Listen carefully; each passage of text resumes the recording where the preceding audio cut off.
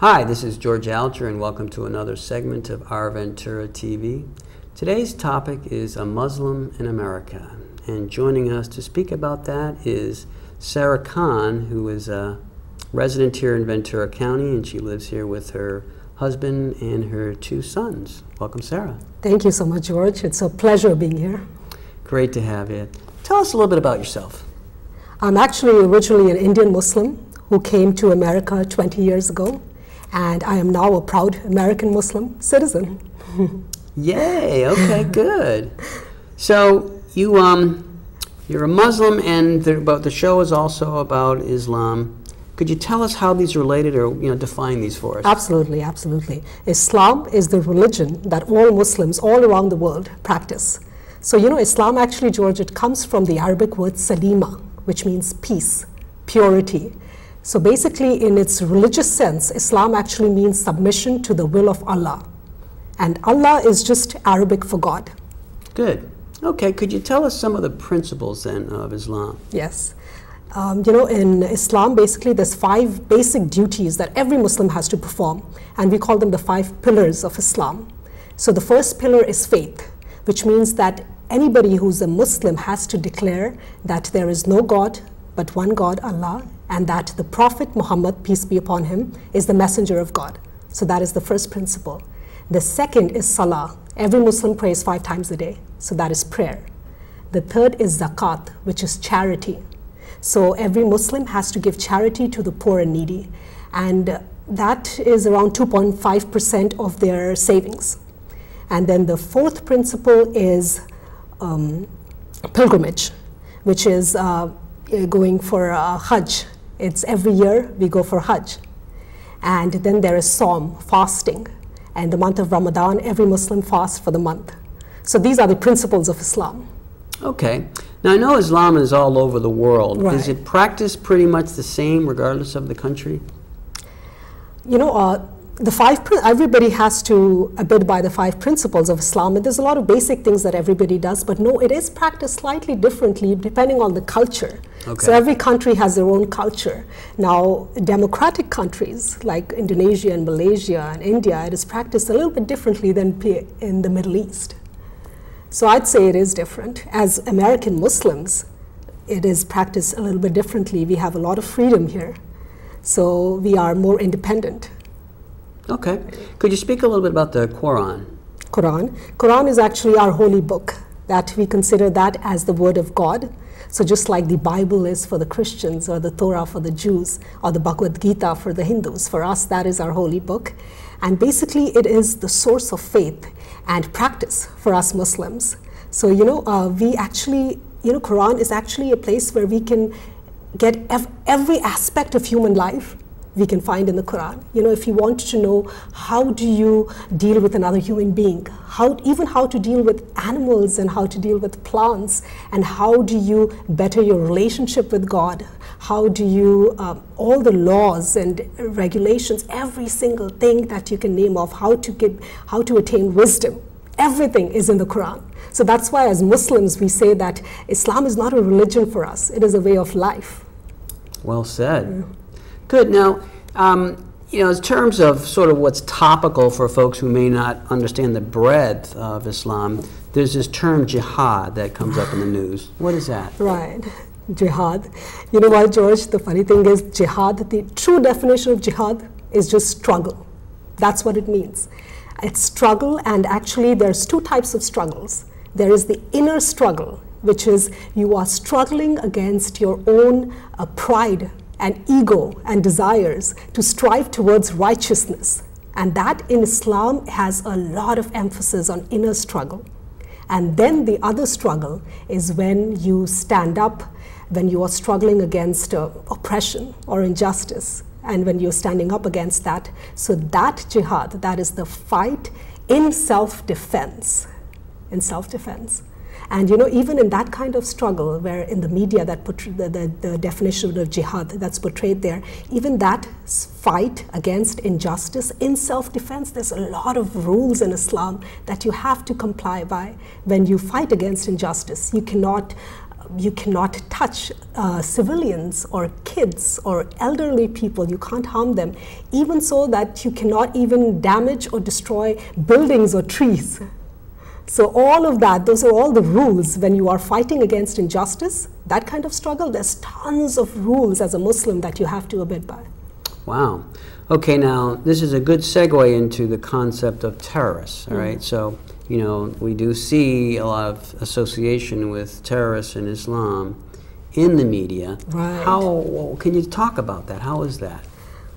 Oh, wow. You know, terrorism in Islam basically is the same thing as terrorism in Christianity or terrorism in Judaism. So basically what I'm trying to say is, in its true essence, really no religion promotes terrorism. Every single religion, including Islam, it promotes peace and tolerance and diversity and equality. And the thing is, you know, George, there's this quote that I really love. It's somebody said, I think the name was Christopher or something, I can't remember, but he says that the media only covers the planes that crash, not all the planes that take off. So if all you know about planes is through the media, then you'll think every plane crashes. So that's what, through the media, that's all we know about Islam, is through the small group of terrorists who are committing atrocities in the name of religion and by literally manipulating the religion to do so. So then in the Islam community, how is those terrorists that we all agree are terrorists, how are they viewed? They are viewed as terrorists. Suicide bombers or anybody who's killing civilians or, like I said, civilians or children, and they're viewed as terrorists. And anybody who is quoting the Quran out of context or quoting any, not even in Islam, in any other religion, when you are quoting religious texts out of context for your own greed and for your own desires and to commit whatever acts, that person is a terrorist. Okay, now is there, I mean, I'm sure this is not it doesn't reflect well on the Islam community to have the media promoting the negative stuff. Of course, that would be true of anyone or anything, but is there any entities within the Islam community that's working to try to, I don't know, draw some separation between those, or you know, to put some kind of I don't know, I don't even know what the right term is, you know. That's I mean, true, that's true. They're casting a negative light on the entire religion. We have a lot of organizations, George. We have a lot of organizations. Basically, those terrorists that are fighting right now, that are committing all those things, they are committing on Muslims. Before they started committing on anybody else, they were committing those atrocities on them. Now the people who are fighting against them is Muslims. Muslims are fighting, they are standing up against them. And we have a lot of organizations, a lot of Western Muslim or American Muslim organizations, human rights organizations like CARE, and CARE is one of them, and tons of, and we have a lot of Islamic scholars and sheikhs and imams who have already spoken up against all of this. They have condemned it at mosques, at gatherings, at huge conferences. We're always talking about it. But the thing is, with the media, cover it as much as they cover that tiny group that does that. Okay. Now, bringing this back to Ventura County in your life here. So speak a little bit about being a Muslim in America. Being a Muslim in America, well, I think I've had a wonderful experience being a Muslim in America, because, you know, America is a democratic country, and the American values are all about equality and justice and dignity and diversity. And being a Muslim and having those same values, I've grown up with those values from my religion. I've always promoted those values. So when I came here, I could very easily integrate into the American society. So I love being a Muslim in America. There are certain challenges where I wear a hijab, my headscarf. So, you know, I do have people, they ask me questions, sometimes curious. People are curious, sometimes they wonder if I'm oppressed, you know, because I cover myself. And the funny thing is, George, I'm more empowered as a woman. I personally feel more empowered as a woman in a hijab. And I feel like, you know, we have these unrealistic expectations about what a woman should look like, and the objectification of women in the media.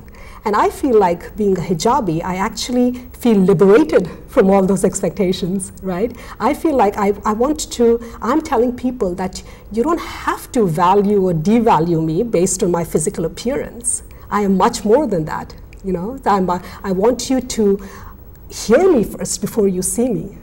So I have an entire personality, I have everything else that makes me who I am, rather than this physical appearance. So no, it's not oppression, it's empowering for me. But there are people who just look at me and the way I dress and they just love it.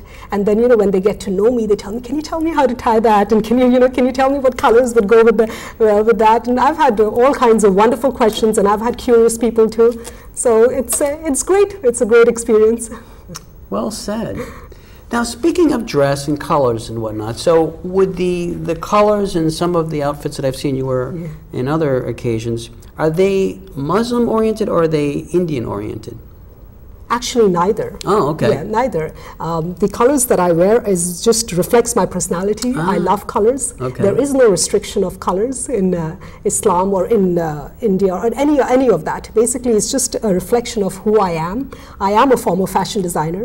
So I used to design my own clothes, and I love colors. I love playing with colors and prints and all of that. So that's why I dress up the way I do. Okay, good. All right, well, we're just about out of time here.